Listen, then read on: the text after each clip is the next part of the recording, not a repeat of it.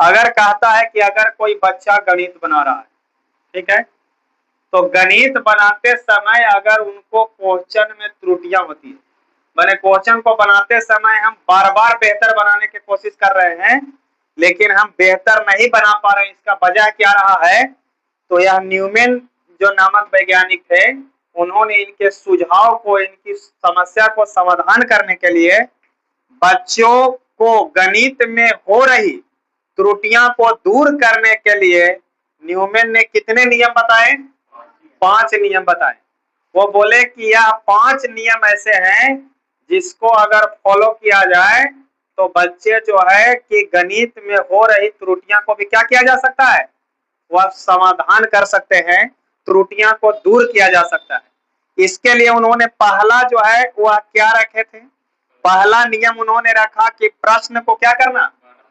अगर हम गणित के प्रश्न को सही से नहीं पढ़ते हैं तो गणित बनाते समय हमें त्रुटियां रहेंगे। इसके लिए पहले क्या करना है? प्रश्न को क्या करना है? पढ़ना है। प्रश्न को पढ़ना है। पढ़ने के बाद जो है वह प्रश्न को क्या करना है? पहले हम प्रश्न को पढ़ेंगे, पढ़ने के बाद जो है हम प्रश्न को समझेंगे, उसके बाद प्रश्न को क्या करेंगे?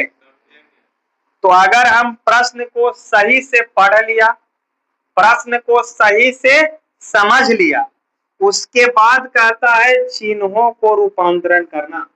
माने अब प्रश्न पढ़ने के बाद कि जोड़ने के लिए कह रहा है, घटाने के लिए कह रहा है कि गुना करने के लिए कह रहा है, वो सिंबल को पहले हम समझेंगे, उनको चिन्हों को पहले समझेंगे, करने के लिए क्या कह रहा है। अगर हम चिन्ह को पकड़ लेते हैं कि करने के लिए क्या कहा जा रहा है, उसके आधार पर हम क्या करेंगे? क्रियान्वयन करें, माने कार्य करेंगे। क्या करेंगे? माने क्वेश्चन को हम सोल्व करेंगे। कब? जब हम प्रश्न को सही से पढ़ लिए हो, प्रश्न को सही से समझ लिए हो, अगर चिन्हों को रूपांतरण सही से कर लिए हो और चिन्हों के आधार पर हम क्या कर लिए होंगे? क्वेश्चन को सोल्व कर लिए होंगे। सोल्व करने के बाद हम लास्ट में क्या करते हैं? उत्तर को जांच करते हैं या सत्यापन करते हैं कि हमने जो बनाया उसका आंसर सही निकला या नहीं निकला। तो इस सही और गलत की जांच कब होंगे? जब हम क्वेश्चन को बना लेंगे तब।